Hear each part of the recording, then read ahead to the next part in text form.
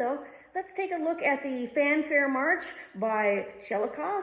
This is from the Rubank book of trumpet solos. It looks like that. All right, so the Fanfare March, it opens with a nice fanfare at a quarter equals 100. So there's 100.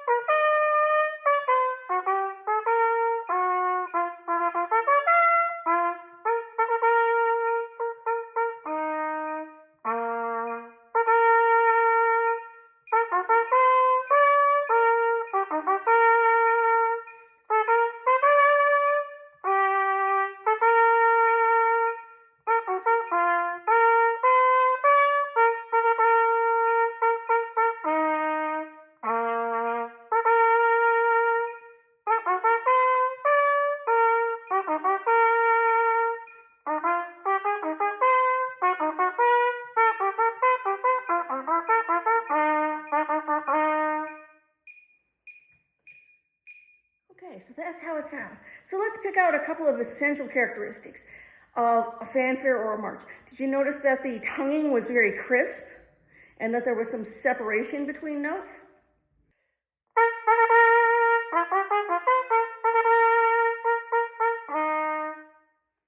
So you want to keep those nice and crisp all the way through because it's a march and it's grandiose. You don't want to play it legato because if you play it legato, it doesn't sound as strong.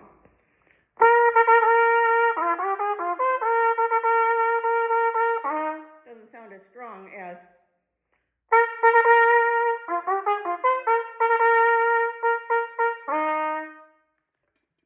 all right, so the first thing I would do is work with a metronome. Most important thing you can do. That was the quarter equals 100 that was marked. I would slow this down even to a quarter equals 72 to start, just to make sure everything's accurate and in its place. Because if you don't do that, things can get a little awkward. And we tend to slow down things that are technically difficult and then speed up when it's easy. And you don't want to do that because that really messes with the accompaniment and it doesn't sound smooth and under control because it's not. All right, first measure. First thing rhythmically you need to deal with is that tie. I would practice taking it out first. Let's sing that first bar and take the tie out. 1, 2, 3, 4. Da da da da da da da dee da dee. Let's play it without the tie. 1, 2, 3, 4. And then when you're really comfortable with that and can do it with the metronome 3 times in a row correctly, practice putting the tie in. So let's sing it with the tie in. 1, 2, 3, 4. Da da da da da da dee da dee da. Let's play it. 1, 2, 3, 4.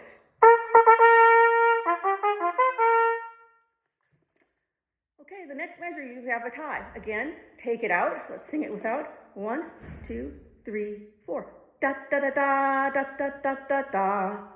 Let's play it without. 1, 2, 3, 4. Okay, now let's sing it and put it back in. 1, 2, 3, 4. Da da da da da da da da. Let's play it. 1, 2, 3, 4. Okay, so in the next measure, you've got the double dotted quarter and a 16th. So you want to think of that 16th as belonging to the next measure. So you'd have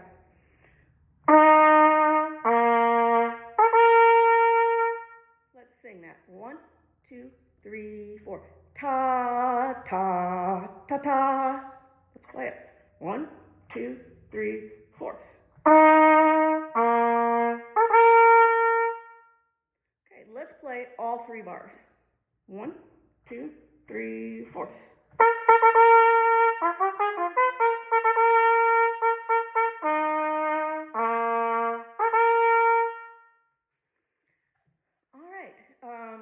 The second line first measure, you really want to make sure you're getting the 2 and 3 down for that G sharp.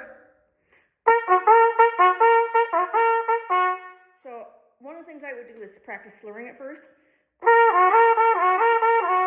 Because if the valves aren't coming down evenly when you're slurring it, you'll hear it even more than when you're tonguing it. And when you get really comfortable with, you might even slow it down to the point where you can do it correctly.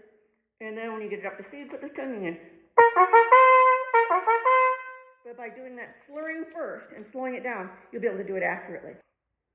All right, second line, third measure. Let's take the tie out. 1, 2, 3, 4. Ta, ta, ta, ta, ta, ta. Let's play it. 1, 2, 3, 4. Now let's put the tie in. 1, 2, 3, 4. If you're struggling with putting the 16th where it is and you're getting a little swingy, you don't want that. You want it to be nice and crisp. Practice tonguing 16th notes, all the 16th notes in the 8th notes. You'd have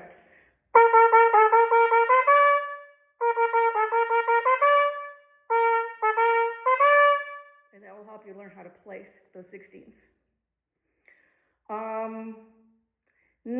Last measure of the second line, you've got C, A flat. It's the same as C, G sharp. They're just inharmonically spelled. Same problem. Nice crescendo. We've dealt with the tie. We've dealt with almost everything in that first opening fanfare. Let's look at the 1, 2, 3, 4, 5th line. You've got a series of triplets.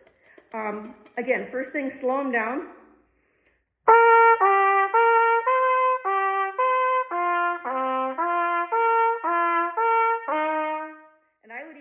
Metronome. I like to slow them down and then build them up. So this time I'm just going to play the same equals 100, but each note of the triplet's going to be that tempo.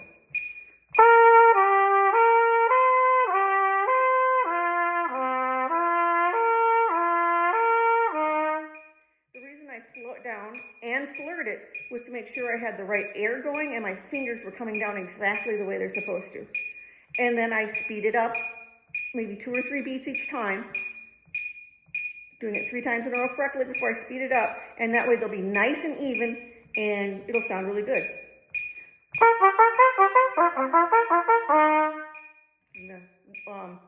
Slide out for the low D, 1 and 3, because it's generally a sharp note, and we want to pull it down into pitch. Okay, same line, end of that line, you've got a little fanfare.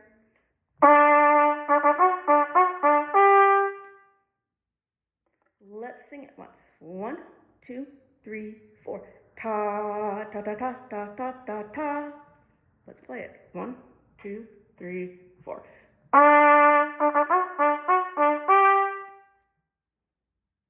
Next measure, same thing. We already worked out how to deal with those da-eighth 16ths.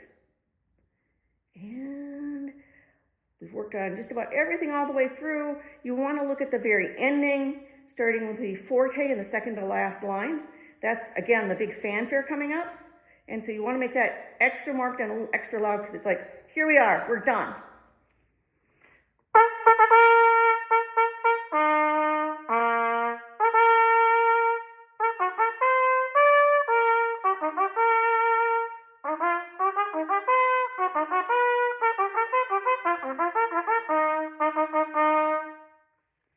Did you notice that I really separated the accented notes in that first bar we played?